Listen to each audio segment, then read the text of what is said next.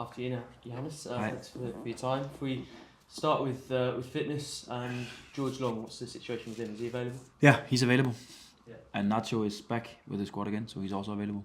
How big is it to have, well, first of all, George available back between six? Of course, going to make a difference because it's not something you wish for to have so young goalkeepers, two of them in your match squad with that little experience. But when that being said, I think Vinny have done well, and I think also Dan Barton as a part of just the team, I think they have done everything they possibly can. So I think, especially for their career and their future, I think it's been very good for them to be a part of the team, and for Vinny, of course, to have those 2 games. But when you plan your team to begin with in a season, you probably don't expect it. Has Vinny done enough to make it a real decision for you, or do you think it's easy to put George straight back in? It's never easy because when you're in and when you're playing, you of course you get your chance, and you get your chance to show what you can do. And I still see that George is probably a little bit in front of Vinny, and that's also the reason why we're going to select George for tomorrow's game. Yeah. But when that being said, I think that competition is definitely there, and it will hopefully keep being there for the rest of the season. And with Nacho, I know he's obviously had a lot of issues this season, so I've probably asked this question a few times, but how important is it to have him available? It's important in many ways. It's important because of his qualities. It's important because of the opportunities and options they give us, both from the start of the game, but also later on in the game. That it's quality starting, but it's also quality coming on. So in many ways, it's a big difference. And he's not in the Chile squad for the international break. Was that a sort of consultation thing between the club and? I actually don't think it's been a medical issue or something like that. But of course, he hasn't played that much for us in a while, and yeah, I don't know the full squad for them, so they have the reasons for that. Yeah, I think Gabe Forsyth put something on his social media about his surgery. Sounds like it was successful, but is that his season done? Yeah, it is, unfortunately. How long do you think he'll be out for? Could it impact pre-season? Yeah, you never know. You have to be a little bit careful when you talk about meniscus and operation in the knee. So that will be down to how he responds to rehab and how he will respond to being out there training with the group. You know, for some it can take a little while because it can be painful when they start up again. So we have to wait and see. You never know, but it's definitely the rest of the season. You and him must be pretty frustrated with the timing, because obviously he'd started a few games at the start of the season, and it's basically finished his whole season in November. Yeah. So it's difficult for him, isn't it? It's difficult for him because, of course, he was about to get into the team, and it was in a game, if I remember right, it was away against Cardiff, where he was a starter that day. He was obviously also a starter for us in the first home game of the season. So this was his season where he was about to break into the team and get a lot of minutes. That will be both good for the team now, but especially also for the future. So but there's nothing we can do about it. And then, of course, he needs to continue when he's back. I think one thing for me is that it's important to say to him is that take the time he needs. Don't be impatient about it. He's still not too old, so there's going to be plenty of time for him.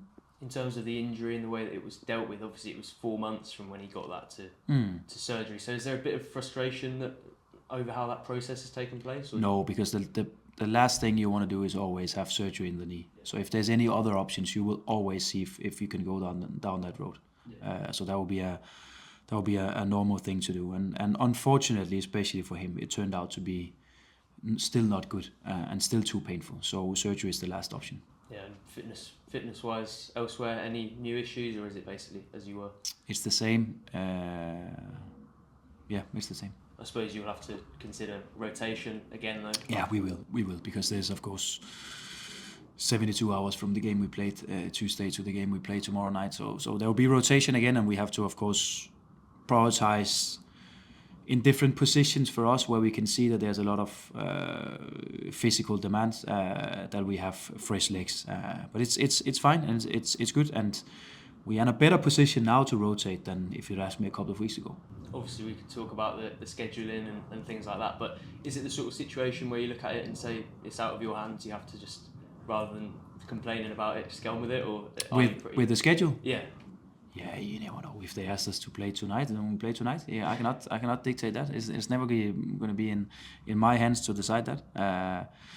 I could just see that we have another game moved because of TV. So we're gonna have another tight and busy schedule in a couple of weeks' time from now. That's how it is. We also like that people want to watch us in television, and there's a lot going on about the game. So it's fine. We deal with it. It's a big part of the league. Obviously, we're not too far removed from Sheffield Wednesday. Is there still a lot of frustration for you and your players from that one? Hopefully not. Yeah, but I suppose if there was, it's the sort of thing you can look at and try to use this weekend to try to balance. Yeah, you have. I would say you have always the day of the game. It's fine. Take your time. That will always be my message to the players. Take your time. Do whatever you need. Get it out of the system. When we meet the day after, we go through it. Of course, all the very important things in the game, we go through them. And that's also a time for us where we can be critical at each other. We can be critical at our decisions and what happened in the game. But after that, we have to understand that now it's the next game that matters. And that's how I think for many clubs how the business works. That you can take that 24 hours to have it in your system, and it probably also take 24 hours to get it out of the system. So that's how it is. Today has been only about preparing for the game tomorrow. That's another important one for us. Yeah, I think last week you spoke about sort of with the situation with the number of points that have been dropped from winning positions, that they're experiences that your players can learn from. But do you start to wonder, how many experiences is it going to take for them to learn? It's a good question, because you never know, and it's one of those questions that you probably never really get the answer. You get the answer when we start to be effective and when we start to get the results from the games where we are on top. I had a good discussion with also some of the other coaches and some of the staff members about exactly what you asked me here, and we said, I prefer actually to be in that situation where we are getting in front, where we have a lot of good moments in all the games that we play. But of course, we don't prefer to lose games or not to get a win when we're supposed to get a win. But I prefer to be in a position where a lot of the things that happens in our games I'm really pleased about. But there's obviously, and everyone can see that, also moments in the game that we're not pleased about. But it's still in many ways a much better position to be in, and it's nothing about throwing responsibility away or saying, okay, we are much better than we are. No. We 100% accept where we are as a group, but it would be stupid of us to neglect the fact that we played an outstanding 45 minutes against Sheffield Wednesday the other day. That we in many ways played a good game against Oxford. That we are a couple of minutes to get a very important away win in Blackburn. So there's many good things going on, but of course I will not call it the last steps, because there's many steps that we have to take. But one of the important ones is for us to be effective, so we get something out of those good performances, and that's a big one for us. Yeah, I suppose in that journey to try to improve, you have said that you've been pleased with the direction that the team's been going in, but it would be easy to just look at results earlier in the season and say against Watford and Hull and those games, and then look at some of the results in the last few weeks and ask where the improvement is. But what is it that you've seen that tells you it is there? Yeah, I think there's two things we have to be aware of in that matter, and it is that the results you go back and mention was results when the team looked completely different for what they've done throughout most of the season. And I've said here many times, I'll probably be a little bit more critical if the midfield lineup had been Kenny McLean and Marcelino Nunes and Emiliano Marcondes or Anis Slimane or some of those players, and the front line had been with Josh Sargent for 10-12 more games of the season, I would probably have been more critical. Also the goalkeeper decision. This is the second time of the season where we have to change our first choice. And now this time it's not even our second choice, it's our third choice that we just recalled from a loan spell. So I have to be the one who can see the bigger picture, and I can see, okay, this is not the time for me to be too critical. I'll never be critical on a goalkeeper who plays the first championship minutes ever in his life. But if it was Angus Gunn in goal, and if it was, like I said, another midfield line, and other options, then I will probably be more critical. But I have to look at the context. I have to remember that in every interview I give, every pre-match or post-match interview I give, because there is a difference, and we have to understand it. We have to accept it. Yeah, I also wanted to ask you about set pieces, because it felt like we were talking a lot about them at the start of the season. Then they got a little bit better. Yeah. Obviously, you've conceded a few from them in the last few weeks. So, what do you put that down to? That we're not good enough. Yeah, but in terms of the reasons behind it, is that?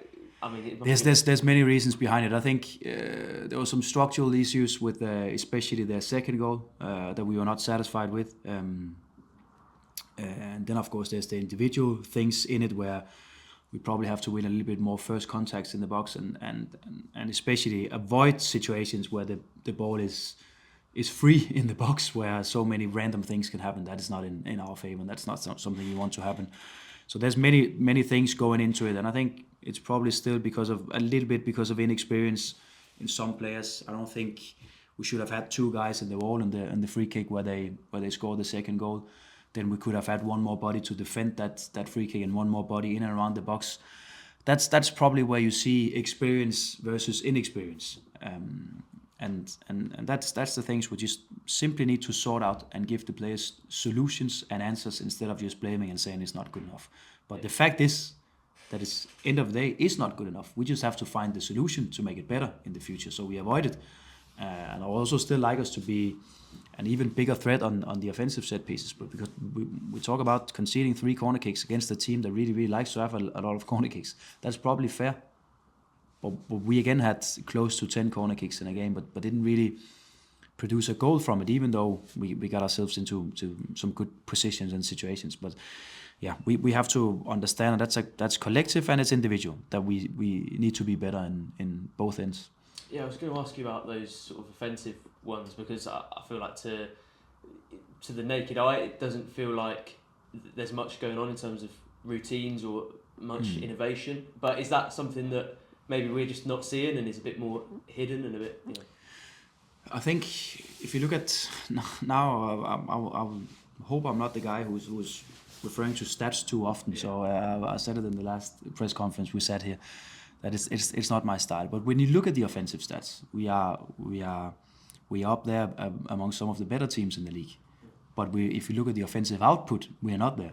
So one thing again is the stats, the other thing is the output. So what is it that we don't do right from connecting those good stats to having a better output? That we have to find out. Is it putting a different player in another position? So is him getting the header instead of the preferred go-to guy so far this season? Is it something else? Is it structural? What is it we have to change? But we have to find out. But it's a big part of football that it takes a little bit of time to develop and improve and become a good team in certain areas of the game. And some places you have the time, some places you don't have the time. But we cannot start to be impatient and do things that we don't believe in. We have to get it right. It goes with our offensive game in open play it goes with our defensive game. It goes with the set piece stuff. It goes with all of it. That we have to get it right. But we have a clear end target for where we want to go. It's just the road that leads to that. And you know, of course, we have to make sure that we perform good and we get results doing that. But we definitely know where we're going. I think we spoke a lot early in the season about Nick Stanley and his position, and you explained that it's not just him that's responsible for the set pieces. But I wanted to ask you about how he takes it, because obviously he knows that he's the man who a lot of people look to. Do you sense that he has that frustration when there are issues with the set pieces? Yeah, both yes and no. I think obviously he has, but a big part of it defensively. Tony is also involved as a goalkeeper coach. Yeah. I'm involved as the head coach. The 2 other assistant coaches are involved.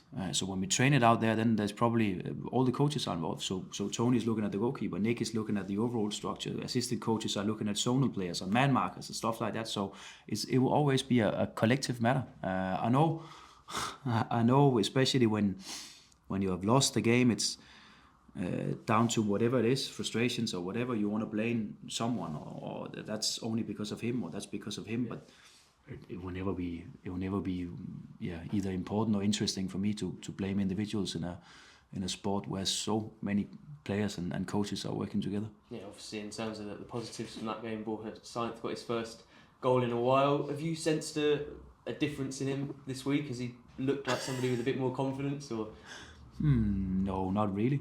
I think he was annoyed the other day, like most of the others. I think probably would have been a bigger difference if we had get on to a win, if we had won it 2 or 3-0, and he have scored 1 or 2 goals, then there's probably a difference. But because of the result, I don't think it matters too much. I think he many games before the Tuesday night game have shown that it was just a matter of time, because he got himself into so many good positions, and it was just the final quality or decision or final finish, and he could have scored against Oxford as well. I think everyone, and especially him, could see it was just a matter of time, and now he's there. Is it bad he scored the goal? Definitely not. So let's hope there will be more. Yeah, I suppose it is, like you said, it looked like it was coming, but to have that off his back and to get rid of that concern must be positive. But what I'm more pleased about is the offensive output, and see how many chances we create in games, and see how many goals we have scored with so many different offensive and midfield constellations so far this season. I'm really pleased with the way that we can still control a game, and we can create goals where so many players are involved. That's probably one of the hardest parts in football, to score those goals that we are capable of. So it's in many ways some of the other things in football that we're looking more into. Yeah, I also wanted to ask you about Anis Ben Slimani, who I think he's maybe had a bit of a tough time since he signed permanently, but obviously got the 2 assists in that first half. That's big for him, isn't it? It is, but especially the way. Yeah. It's not like a random situation. It's a very collective situation with a good understanding for what it takes to create a good open chance. It's a brilliant first touch to the Borja goal, the first one. It's a brilliant move and a pass from Borja to the second goal we scored. There's so many good things going on, and again, as long as I can just see from outside, and we as coaches can see from outside, that there's a good collective understanding of what is needed, and it's not just a player moving wherever he wants to move. It's a player understanding what he has to do in that specific moment. So that I'm pleased about, because it was. I know we haven't spoke much about it, but the 2 goals we score against Sheffield Wednesday is outstanding.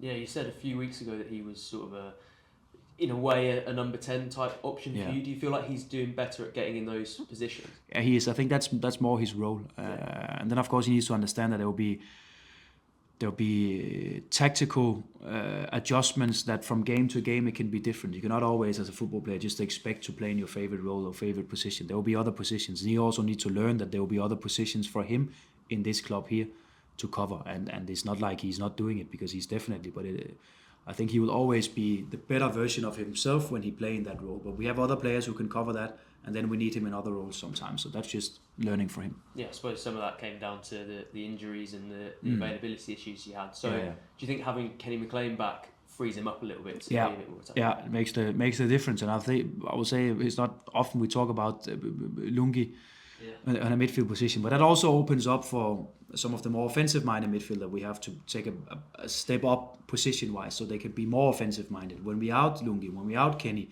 then it's of course obviously some of the other midfielders that need to take those deeper positions in our midfield and be a part of that. So of course more availability gives us more options. Do you think Lungi can be a bit underrated at times, given what you said he contributes there? I suppose it's hard to see because he doesn't score amazing goals, and he will probably never score. Exactly. So does that make it almost harder to appreciate what he does and what he allows your team to do? Yeah, but I always like when the fans and media are appreciating the players that we have. But I think end of the day, what is most important for a player is that the coach appreciates his job, because it means that he will play. Yeah. I think it's fair to appreciate his performances. I think he's been a great part of some of the good performances recently. I know results, and we discussed that as well. It's probably not been as good as we wanted, but there's been some good performances in those games that we've played, and he's been a part of that, because he's good at controlling a midfield. He's good at holding his position. He's good at making sure that when other players are drifting a little bit around, he will always fill out that space that will open up. So he has a good view for the whole structure in the team. Indeed, and looking forward to tomorrow night. It's obviously Bristol City. What do you make of them?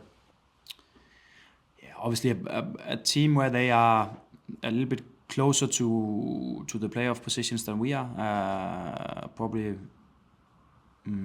what can you say? They are in and around it with a couple of other clubs, and I think that will be clear for us tomorrow night. That probably the stadium will have expectations, and the stadium will be supporting those players as much as they can, and they have the belief that they can make it. I think it's down to us to create a game that will hopefully see the complete different picture, where it's us on top and it's us creating the chances. It's us that can again go away from home and dominate the game, and it's hopefully us that will end of the game having being the team with the best result.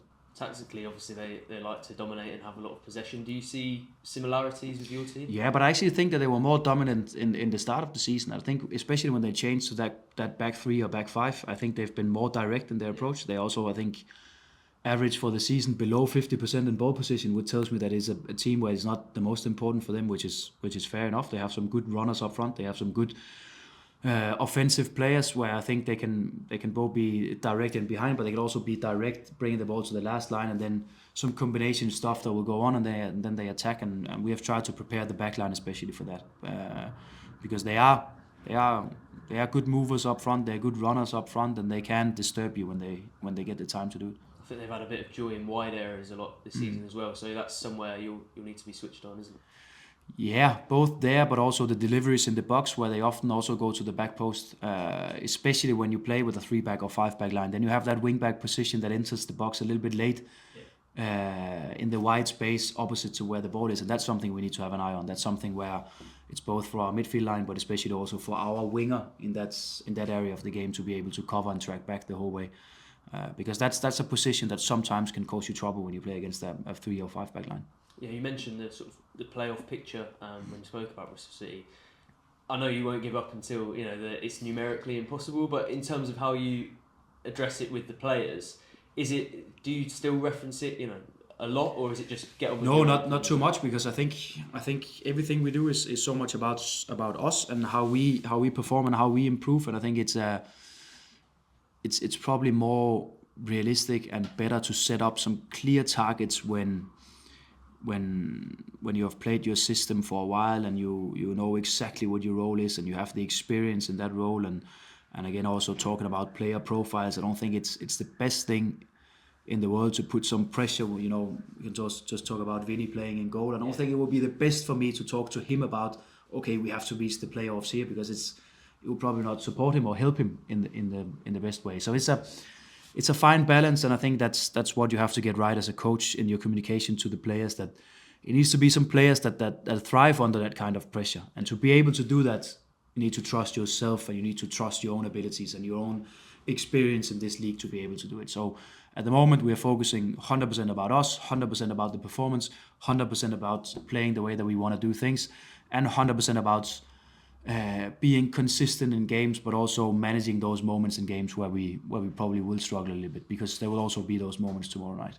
Does it ever get to a point where you have to consider the longer term picture in terms of your team selection and the games for the rest of the season, or will you only do that if it's impossible to get to the playoffs? I think we have an obligation to put our best team out there, and that best team can of course be different from game to game.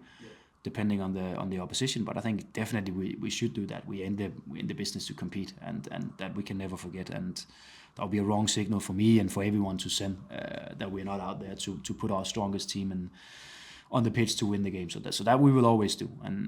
But again, there can be different approaches to the game depending on the opposition, depending on what kind of or types of players that we're going to play against. So that will always be a consideration for us. Just a couple more from me. I wanted to ask you about Rory Conville, who obviously has had to bide his time, but do you feel he's doing that well behind the scenes? Yeah, he is, and I think it's important for him to understand what's the long-term plan for him.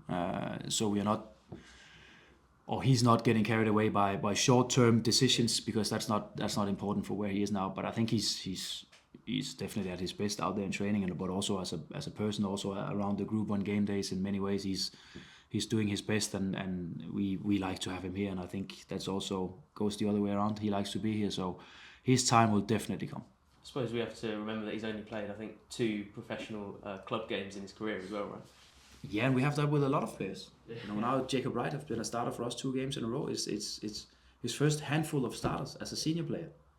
So we have a lot of those players, and that's also why I said there's there's many good things going on at the moment, and we can see that also when we analyze the games and when we go back and probably take a little bit broader view of all the games, that we can see that in many ways we are creating some good stuff and we are doing some good stuff, and the things that we lack is probably also a little bit what we can expect to lack in this part of the season, and especially with the team that we have had available for a big part of the season. So I can be frustrated as anyone else can, and especially after a game as we had Tuesday night, I'm frustrated as anyone else. But it's also my duty to tell the players that we are definitely still going in the right direction, and it is for us to get rid of those individual errors, conceding set pieces, being more compact as a team. When we're not on top and controlling the game, then we should still not concede goals. Then we should just accept it and be compact as a unit. It's all those things, but that's also the hard things in football to learn as a young player, when to win a foul, and take your time in those moments of the game. And probably if you compare the teams, you saw a Sheffield Wednesday team the other night that was much better than us in that part of the game. But that it also tells me that's often how it is with a young team. Just finally, there are some quotes from Angus Gunn this morning that I sort of have to ask you about. He said that there had been no communication from the club with him about a new contract. So what was your response to that? I obviously don't know how the communication has been, because it's a communication part between him and his agent and himself and Ben, mostly for us. I think it's fair to say, like I've said a couple of times, that we have to take certain moments in a season to be able to evaluate how we want to go forward and sit down and say, okay, when is the right time for us to start negotiating with players about contracts, about the club situation, about stuff like that. And when you have a busy week with playing 3 games in 7 days, that's probably not the time to do it. But I will expect that there has been communication between him and his agent and Ben, mostly from the club, whether it's recently or a couple of months ago, I don't know. But I also will expect that we'll take that communication and make it very, very clear for him and his agents, and not too much time from here. Thanks, Johannes. Of course. Thanks, Sam.